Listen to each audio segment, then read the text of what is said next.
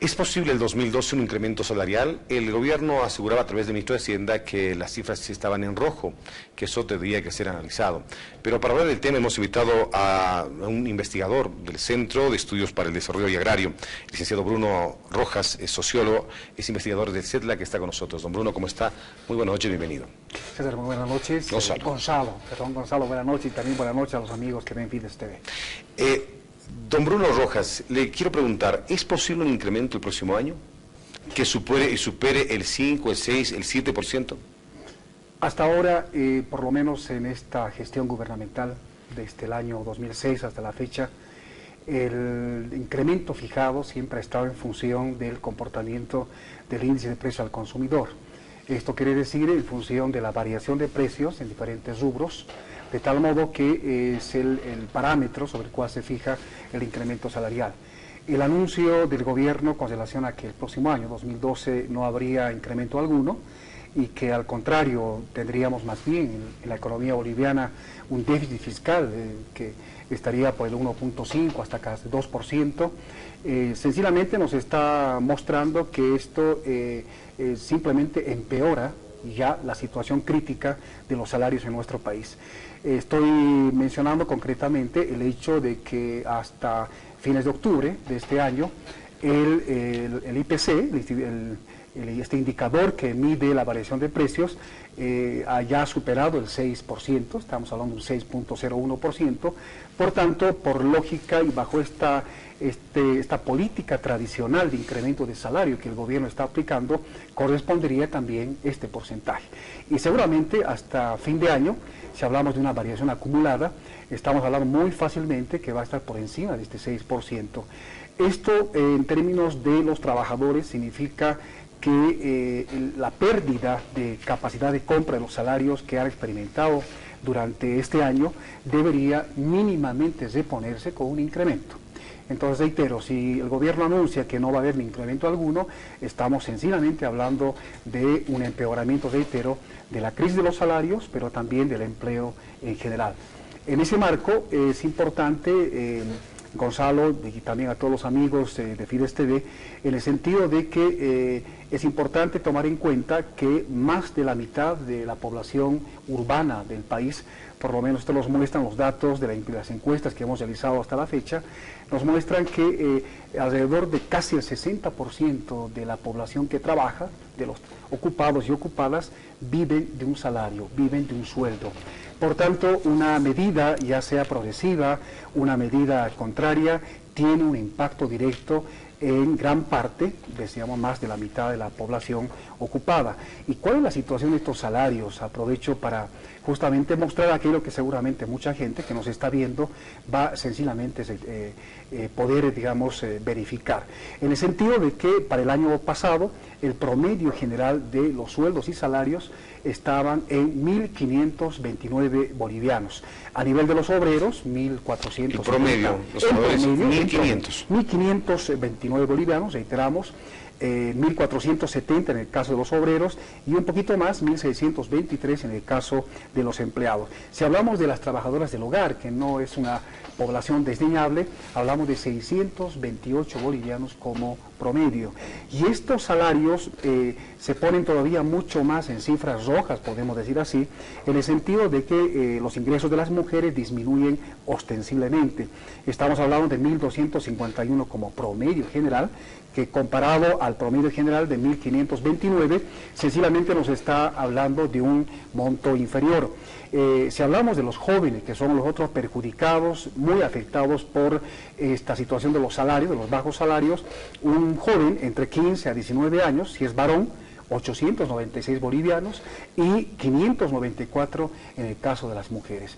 Ese era el estudio hasta el año pasado, 2010. Hasta el año pasado, muy cercano. Cuando era el haber básico de 679 bolivianos. 679 bolivianos. Sí. Se ha incrementado, el haber básico es ahora 815 bolivianos. Así es. Eso no ha mejorado para nada. No, porque es un incremento nominal. Es importante diferenciar lo que significa un salario nominal de un salario real. Un salario nominal es aquel incremento que se efectiviza a partir de un decreto, como ya decíamos, en función del comportamiento de los precios de varios productos en lo que es la canasta básica familiar. Y un incremento real, un salario real, se refiere a aquella capacidad efectiva, capacidad real, que el los líquido salarios, que tiene en las manos la persona. Exactamente. Es muy fácil, por ejemplo, darse cuenta que hace unos 5 o 6 años atrás, con un boliviano uno podía comprar hasta 3 o 4 panes, y hoy en día eso alcanza apenas para 2 panes y medio. Esa es la diferencia. Usted dice que los sectores más desprotegidos económicamente van a ser las mujeres. Son las mujeres, son los jóvenes. Y son los jóvenes de 18 años. Y los profesionales. Claro. O sea, no sirve de nada estudiar porque uno va a ganar menos. Sirve en el sentido de lo que significa una formación profesional, académica, una formación educativa, pero cuando esto se relaciona con el empleo y lo que pueden encontrar los profesionales en los mercados de trabajo, sencillamente se encuentran con puestos de trabajo que requieren fundamentalmente fuerza de trabajo poco o nada calificada. Por tanto, no hay una relación precisamente entre la profesión que uno tiene y el cargo o la actividad en la cual estarían convocándolo. Ese es el panorama del año pasado. Sí. ¿Cuánto ha cambiado el 2011 y cuánto podría mejorar o empeorar el próximo año? Estamos hablando, Gonzalo, de una situación estructural. Estamos, en otras palabras, diciendo que esta situación que estamos comentando a partir de algunos datos respecto a salarios, nos está mostrando una situación profundamente, digamos, que es parte de la economía boliviana, del tipo de economía que tenemos, la estructura económica de nuestro país. Por tanto, no es que de año al otro año cambiaría radicalmente. Estamos hablando que desde el año 1985, y particularmente los años 2000, con una cierta especificidad, la situación del empleo, la calidad del empleo ha empeorado.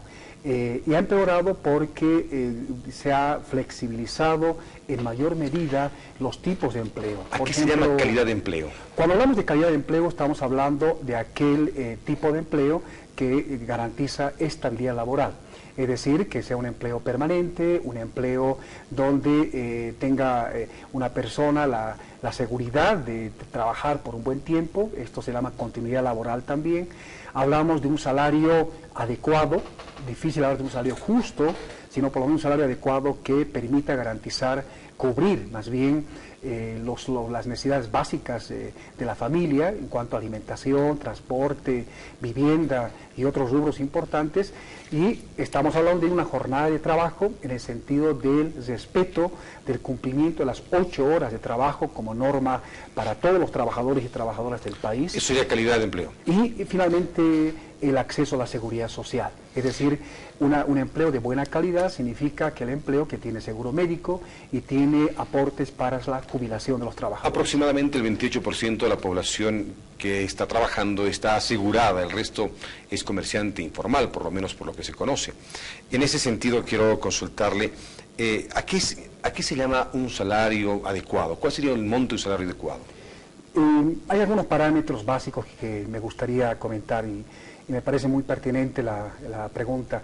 Primero, hablamos de una canasta normativa alimentaria básica, es decir, estamos hablando para el año pasado, siempre en esa referencia, de 1.660 bolivianos, que es lo mínimo calculado en términos de aquellos alimentos básicos que una familia tipo de 5 personas necesita. Un padre de familia debe ganar 1.600 aproximadamente, como mínimo, para mantener a 5 personas. Solamente para alimentos. Solamente para alimentos. Solamente para alimentos. Eso es un parámetro, y con ese parámetro, Gonzalo, nos encontramos con que el 65 de cada 100 personas ocupadas a nivel general están ganando por debajo de este monto.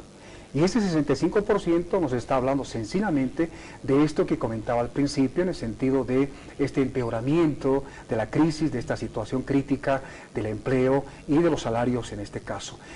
Por otra parte, otro parámetro que recojo de una reivindicación reciente de los obreros y las obreras de nuestro país tiene que ver con este cálculo estimado por la facultad o la carrera de Economía, conjuntamente con la Central Obrera Boliviana, en el sentido de que aproximadamente se requerirían hoy en día 3.800 bolivianos para garantizar alimentos, pero en forma adecuada, no lo mínimo. Solamente alimentos. Solamente no hablamos alimentos. de servicios, vivienda. Vivienda, transporte, vestuarios tampoco. Tampoco, estaríamos hablando en general de aproximadamente 8.300 bolivianos, que sería aquel monto que permita efectivamente permita la reproducción de la fuerza de trabajo de cualquier trabajador o trabajadora del país. El año pasado la media de sueldos usted decía que estaba por encima de los 1.600 bolivianos. 1.500 bolivianos. 29 bolivianos como promedio. ¿Con 1.500 bolivianos se vive o se sobrevive?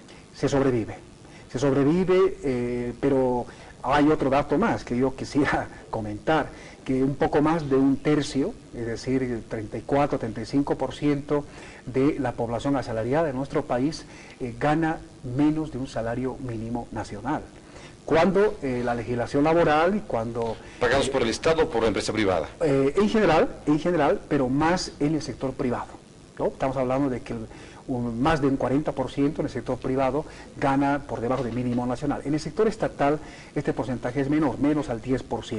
Pero en general, reitero, es preocupante saber que hay gente que gana y sobrevive con menos de un salario mínimo nacional. Ahí están las trabajadoras del hogar, están los operarios de pequeños talleres artesanales, ayudantes de cocina, en el sector de comercio, en el sector de lavandería, toda esta gente vinculada a la micro y pequeña empresa productiva, de comercio y servicios, están en esta situación. El año pasado el gobierno anunció un incremento de carburantes. Eso ha hecho que se incrementen los productos y no bajen. ¿Qué va a pasar ahora en ese contexto? Pedir un incremento del 10% como piden trabajadores de Comibol o del 5 o 7%, ¿es posible o no es posible? En términos de pensar un Estado y una economía que privilegie y priorice algo esencial en todo país, en todo Estado, cuál es el de su población, la riqueza número uno que tiene, que es su población, las capacidades que tiene esta población, esto que llaman en otros enfoques el capital humano, en ese sentido de priorizar esta población, su importancia, el valor que tiene el trabajo, el peso, la importancia que tiene el trabajo y por tanto el trabajo humano particularmente, debería pensarse inclusive en un incremento mayor.